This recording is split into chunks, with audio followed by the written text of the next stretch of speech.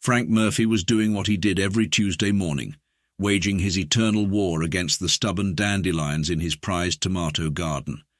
At 78, he had the time and patience to handle each invader personally, though his knees protested more with each passing year. The Florida retirement community's humid morning air wrapped around him like a warm, slightly damp blanket as he worked. "Come on, you little menace," he muttered, wrestling with a particularly deep-rooted specimen. "I didn't spend 40 years as an aerospace engineer to let you win this battle." That's when the shadow fell over his garden. At first, Frank assumed it was just another afternoon thunderstorm rolling in early. But then he noticed the shadow was perfectly circular, and last he checked, storm clouds didn't usually hum with the sort of frequency that made his dental work vibrate. Frank looked up, squinting against the morning sun, and saw what appeared to be a massive chrome mixing bowl hovering about 50 feet above his carefully manicured lawn. The ship, because what else could it be, was exactly the sort of flying saucer that would have looked perfectly at home in one of those B-movies he used to watch at the drive-in back in the 50s. "Well," Frank said, brushing dirt from his knees as he stood, "this is certainly going to complicate my gardening schedule." The ship descended with all the grace of a middle manager trying to parallel park a luxury car they couldn't really afford. It touched down right on top of Frank's prized rose bushes, and a ramp extended from its base with a pneumatic hiss that sounded suspiciously like a disappointed sigh. 3 figures emerged, each about 7 feet tall and coloured an interesting shade of corporate casual beige. They were wearing what appeared to be 3-piece suits made of some metallic material that caught the morning sun like a disco ball having an identity crisis. The alien in front consulted what looked like an iPad made of liquid crystal before speaking. "Greetings, designated authority figure of humanity's central governing hub. We are representatives of the Zaxxon Intergalactic Consulting and Acquisition Division, Subsection 7, Department of Planetary Resource Management." Frank glanced around at the quiet streets of Sunset Palms retirement community, with its matching mailboxes and carefully trimmed hedges. "I think there might be a slight misunderstanding here." The alien's translator device made a sound like a dial-up modem having a stroke, and suddenly its speech pattern changed dramatically. "Let's touch base regarding some mission-critical deliverables that will optimize our synergistic relationship moving forward." "Oh, good Lord," Frank muttered. Their translators stuck in corporate speak. The second alien stepped forward, its suit sparkling like a New Year's Eve party gone wrong. "We need to get all stakeholders on board with our value proposition. Could you please fill out these 27 forms acknowledging receipt of this first contact initiative?" A stack of glowing tablets materialized in front of Frank, each one covered in what appeared to be animated hieroglyphics doing the Macarena. The third alien, who had been furiously taking notes on what appeared to be a holographic Etch-a-Sketch, chimed in. "Please be advised that failure to complete the required documentation will result in an immediate escalation to our compliance department, with possible referral to our mandatory planetary restructuring division." Frank looked longingly at his half-weeded garden, then back at the aliens who were now setting up what appeared to be a holographic projector for what he could only assume would be the universe's worst PowerPoint presentation. "You know," he said, reaching for the first glowing tablet, "I really should have listened to my daughter when she suggested I take up golf instead of gardening. At least then I'd be at the course right now instead of dealing with whatever fresh hell this is." The aliens beamed at him with teeth that looked like they'd been organized by a filing system, and Frank couldn't shake the feeling that this was going to be an even longer Tuesday than usual. The holographic presentation room the aliens had set up in Frank's backyard looked exactly like every corporate conference room he'd suffered through during his 4 decades at Boeing, right down to the uncomfortable chairs that seemed designed by someone who'd only heard about human spines through second-hand accounts.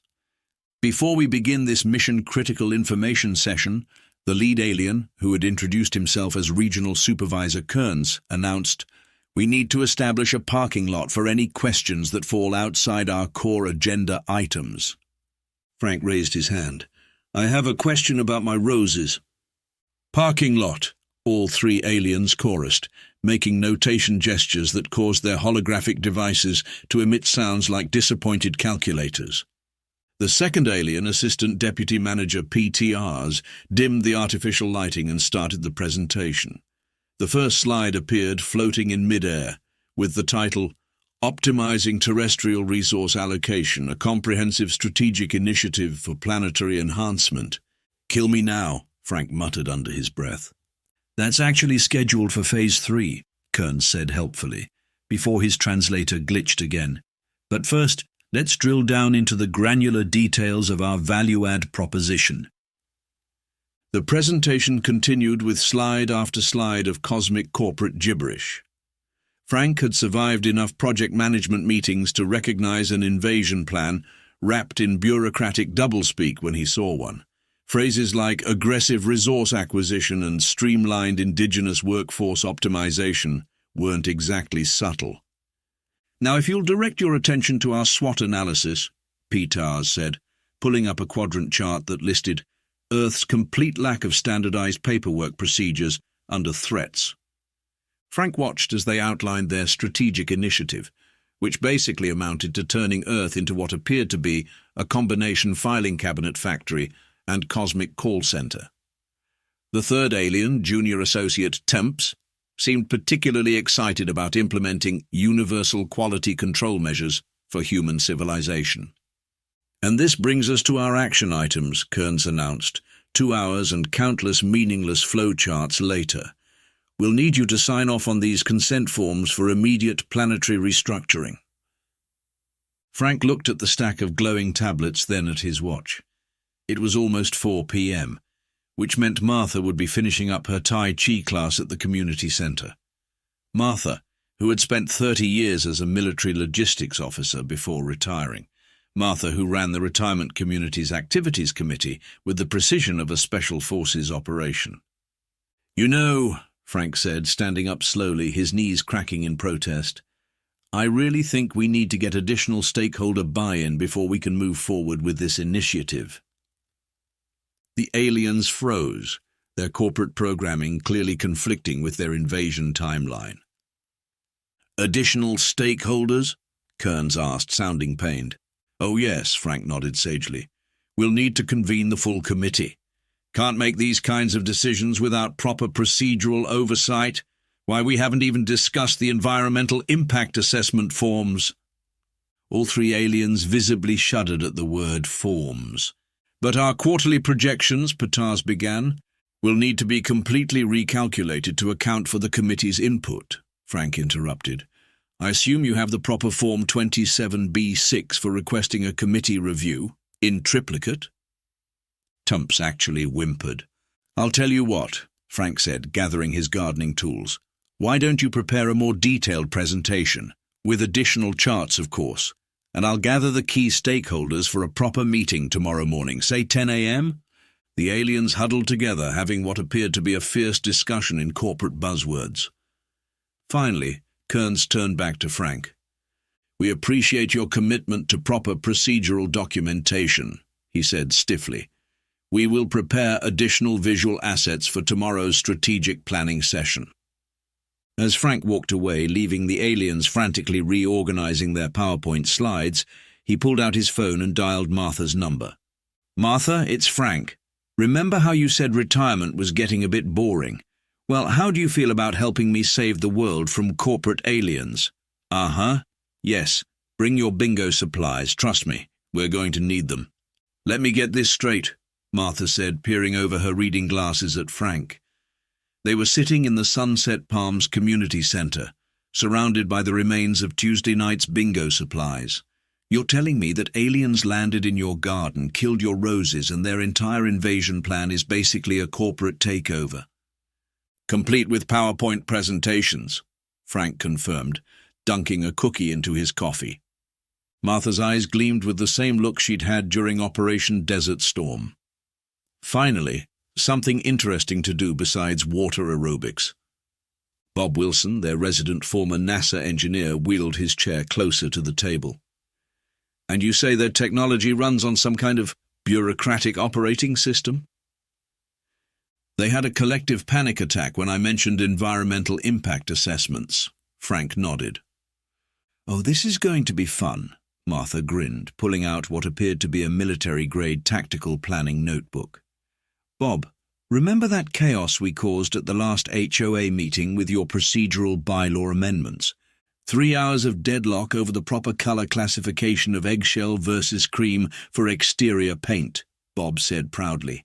My finest moment since helping design the Space Shuttle's toilet system. Martha started drawing what looked suspiciously like a battle plan on the bingo whiteboard. Okay, here's what we're going to need. Every piece of paperwork from the HOA archives, those forms from the county clerk's office that nobody understands, and Betty's collection of chain emails about updating privacy policies.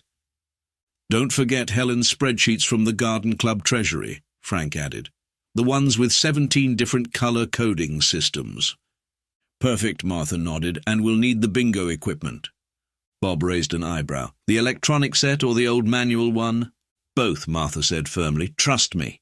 They spent the next several hours plotting, occasionally interrupted by other residents who were quickly recruited into what Martha had officially designated Operation Get Off My Lawn. By midnight, they had assembled a task force that included Helen Rodriguez, former IRS auditor who could spot a procedural irregularity from 50 paces. Jerry Thompson, retired IT specialist who still had nightmares about Y2K preparations. Betty Chen, who had run a DMV office for 30 years and knew more about soul-crushing bureaucracy than any human alive. And a dozen other retirees who were delighted to have something more exciting to do than compete over bridge scores. Remember, Martha told their assembled forces, these aliens think they're dealing with a simple planetary acquisition. They have no idea they're up against people who've spent decades navigating government agencies, corporate bureaucracies, and homeowner associations. We're going to give them such a headache, Betty said gleefully, sorting through her collection of official-looking stamps. Frank watched as his neighbors transformed the community center into what Martha called their tactical response headquarters. Bob was reprogramming the electronic bingo board to display random error messages in alien script.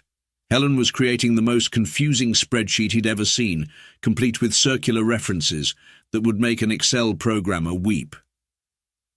One question, Jerry asked, looking up from where he was intentionally introducing bugs into some code. What if they just decide to, shoot us or something? Martha smiled the smile of someone who had spent far too much time dealing with military contractors. They won't. They're bureaucrats. They literally can't do anything without proper authorization forms, and thanks to Frank here, they're now locked into their own procedural nightmare. Besides, Bob added, I've been analyzing their technology. It's all based on rigid protocols and procedures. Break those protocols. He gestured at the chaos they were creating. And their whole system crashes, Frank finished, finally understanding why Martha had requested 36 decks of bingo cards and the karaoke machine. As they finalized their preparations for the morning's strategic planning session, Frank couldn't help but smile. He'd spent his entire career dealing with corporate bureaucracy, watching simple projects get bogged down in endless meetings and paperwork. Now finally, all that frustration was going to pay off. One last thing, Martha announced, holding up a stack of papers. I've created new visitor badges for tomorrow. They need to be signed in triplicate, notarized, and cross-referenced with forms that don't actually exist. Betty wiped away a tear of joy. It's beautiful. The aliens had no idea what they were about to walk into. They thought they were dealing with a simple retirement community. Instead, they were facing humanity's most dangerous weapons. Senior citizens with too much free time and a lifetime of experience dealing with bureaucratic nonsense. Get some rest, everyone, Martha commanded. Tomorrow we show these aliens why you should never underestimate a bunch of bored retirees. As Frank walked home under the Florida stars, he actually felt a little sorry for the Zaxxons. Almost. Then he remembered his rose bushes, and all pity vanished. Tomorrow was going to be interesting. The Zaxxons arrived at exactly 10 a.m., their metallic suits now sporting what appeared to be cosmic power ties.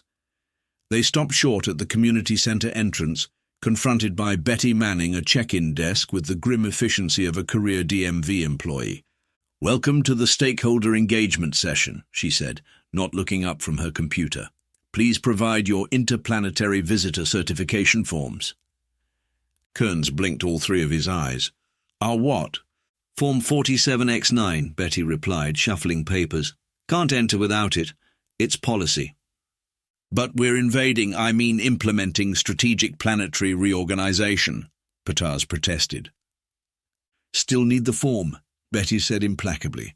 "Also your proof of parking validation, non-terrestrial entity registration, and signed copies of the community center's liability waiver, in quintuplicate." While the aliens were drowning in Betty's paperwork tsunami, Frank and Bob were putting the finishing touches on their technical preparations. Bob had rigged the building's ancient PA system to randomly interrupt with bingo numbers in alien language, while Jerry had programmed the digital thermostat to fluctuate between sauna and meat locker temperatures. "Systems check," Bob whispered, watching through the security cameras as the aliens finally made it past Betty, only to be confronted by Helen and her spreadsheets of doom. "I'll need you to verify these figures," Helen was saying, pulling up a holographic display that made their own technology look primitive, particularly the cross-indexed efficiency metrics in columns AA through ZZ99. The aliens' tablets made sounds like digital whimpers. "But first," Martha interrupted, striding in with her best military bearing, "we need to address the serious procedural violations in your initial contact protocols." Kearns straightened his power tie. "What violations? Where do I start?" Martha consulted her notebook. No prior appointment scheduling, unauthorized lawn landing, improper paperwork filing codes, and most seriously, she paused for effect, failure to submit Form B1NG0. "Form B1NG0? Temps asked, looking nervous. Right on cue, the PA system crackled to life. "B7! I repeat, B7! All unauthorized alien species must validate their B7 status immediately." The Zaxxon's tablets began glitching, their screens filling with random bingo numbers.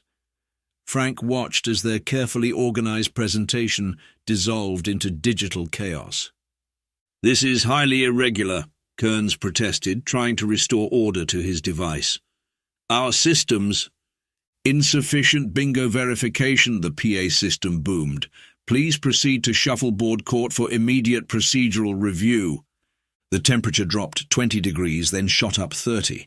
The alien suits, designed to maintain perfect corporate appearance, started sparkling like a disco ball in a tornado. "Perhaps," Petrus suggested desperately, "we should reconvene after proper form submission." "Oh no," Martha smiled. "According to subsection 7, paragraph 4 of the Emergency Planetary Acquisition Guidelines, which you failed to file in triplicate, we're now legally required to complete a full regulatory compliance audit." The aliens huddled together, their translator spitting out fragments of corporate jargon in increasing panic. "Need to circle back. Value proposition compromised. Metrics showing negative optimization." Frank stepped forward, holding up one of their own tablets. "I've taken the liberty of preparing the necessary audit documentation, all 2,487 pages of it, though I should mention there appears to be a slight discrepancy in the quantum signature verification codes." "Discrepancy," all three aliens squeaked in unison. "Oh yes," Bob chimed in. "Looks like a critical error in your basic procedural algorithms. See this here?" He pointed to a random string of numbers. "Classic bifurcation in the bureaucratic probability matrix." The alien suits were now cycling through colors like a malfunctioning traffic light. Their tablets, overwhelmed by the conflicting streams of procedural violations and regulatory requirements, began making sounds like a dial-up modem having an existential crisis. But, Kearns stammered, "our quarterly projections." "Will need to be completely recalculated," Helen said cheerfully, pulling up another spreadsheet, "after we address these 17 pages of protocol violations. Now about these non-compliant resource acquisition parameters." The PA system chose that moment to announce 069. "That's 069. All invasion forces must validate their paperwork with the shuffleboard committee immediately. Tumps fainted dead away, his suit finally giving up and turning him into a living disco ball.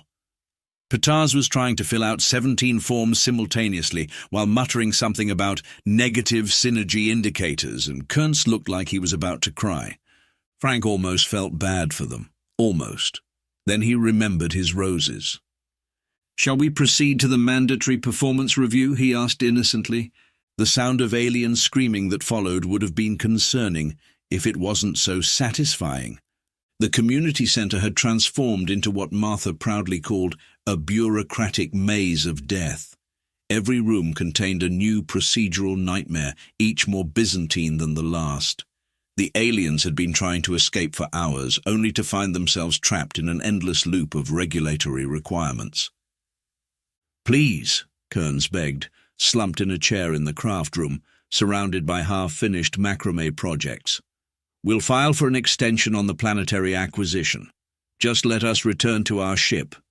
"I'm afraid that's not possible without completing Form RT-475, Betty said, pushing another stack of glowing tablets toward him. "In accordance with the Emergency Exit Protocol Guidelines, subsection 94, paragraph 3. "But we just filled out Form RT-475, Petars wailed. "Oh no, that was Form RT-475A, Helen corrected, adjusting her glasses. "You need RT-475B through Z, plus the supplementary appendices."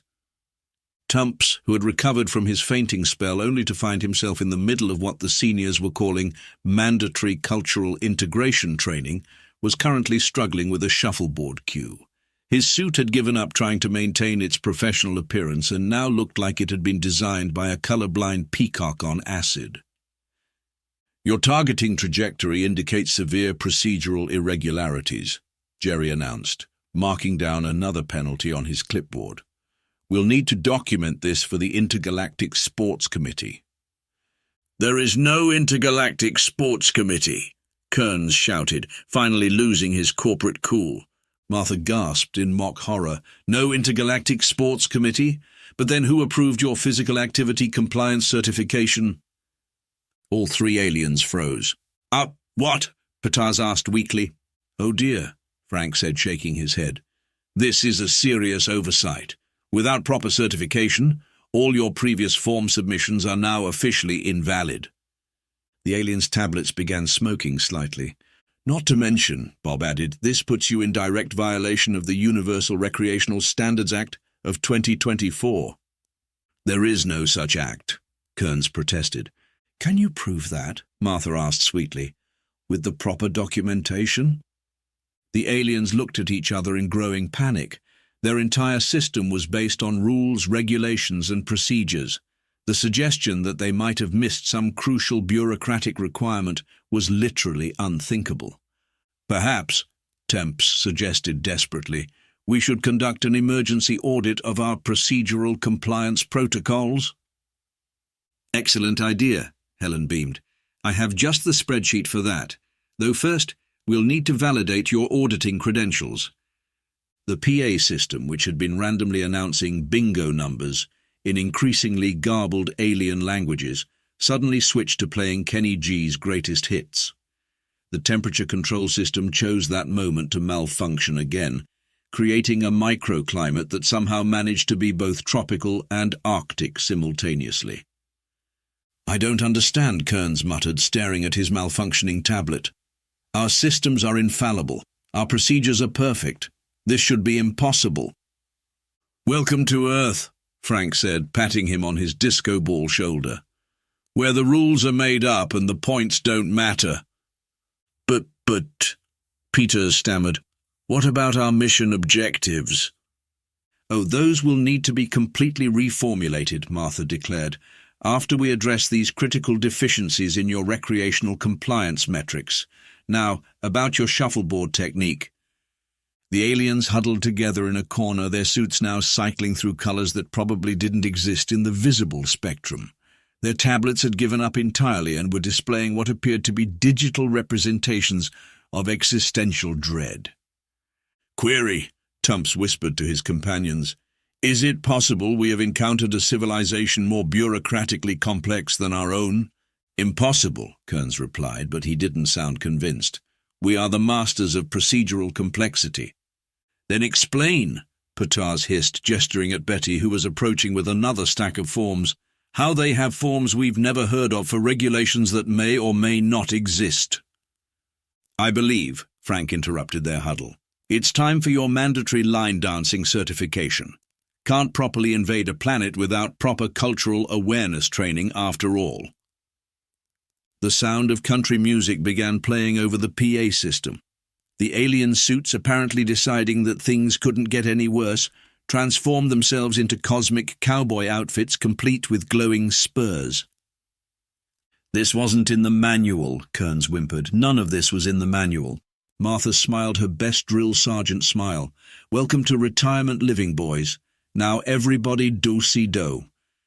By sunset, the Zaxxon invasion force had been reduced to 3 quivering masses of bureaucratic PTSD huddled in Frank's garden. Their suits had completely given up any pretense of professional attire and now resembled something between a lava lamp and a malfunctioning Christmas tree. Please, Kearns whispered, clutching his tablet like a security blanket. No more forms, no more spreadsheets, no more bingo. But we haven't even gotten to your employee satisfaction survey yet, Martha said, wielding her clipboard like a weapon.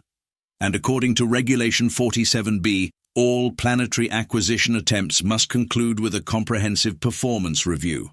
The aliens flinched at the word review. Query, Temps asked, his voice hollow. How did your species develop such elaborate procedural mechanisms?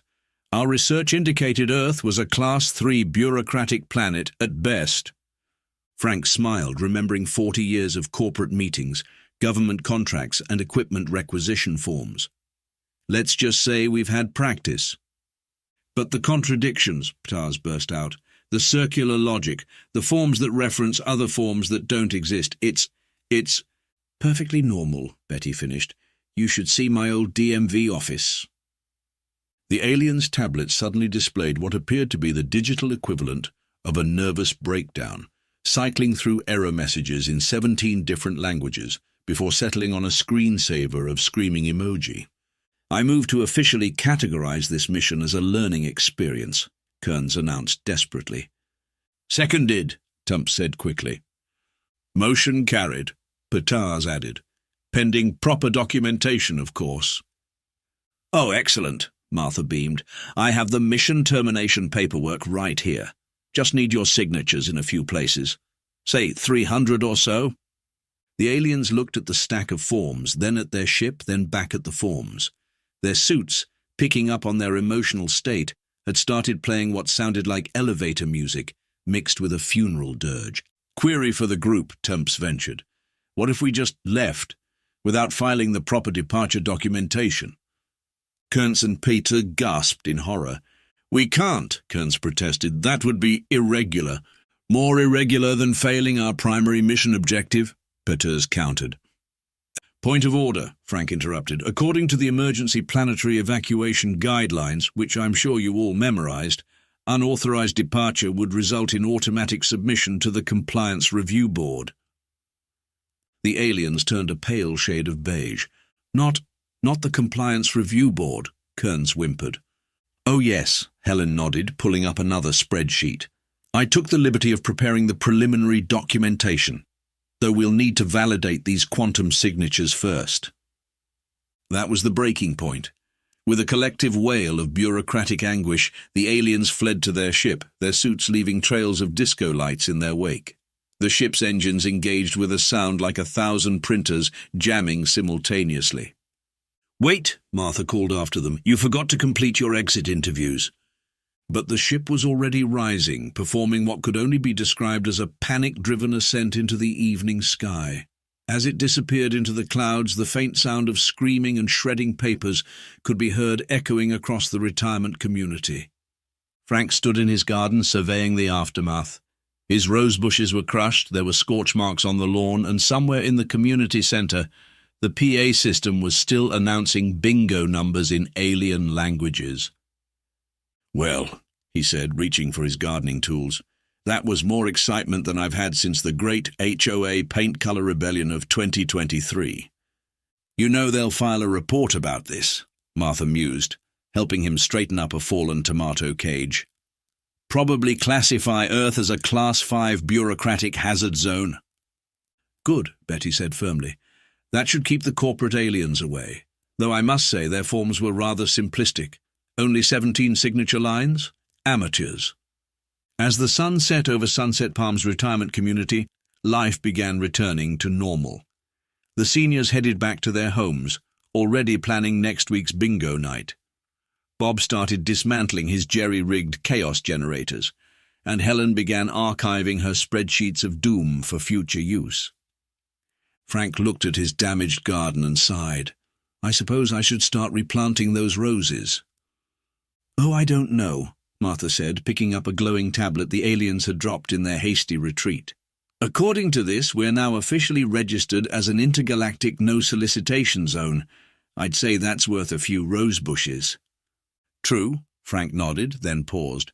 You know, I never did get to finish weeding those dandelions. And so, as the stars began to twinkle overhead, carefully maintaining their proper celestial documentation, no doubt, Frank Murphy returned to his eternal battle with the weeds. After all, alien invasion or not, gardens don't tend themselves, though he did keep Martha's number on speed dial just in case any other cosmic corporate raiders decided to crash land on his lawn. There's nothing in the universe, it turns out, quite as formidable as a retired engineer with too much time on his hands and a lifetime of experience dealing with bureaucratic nonsense.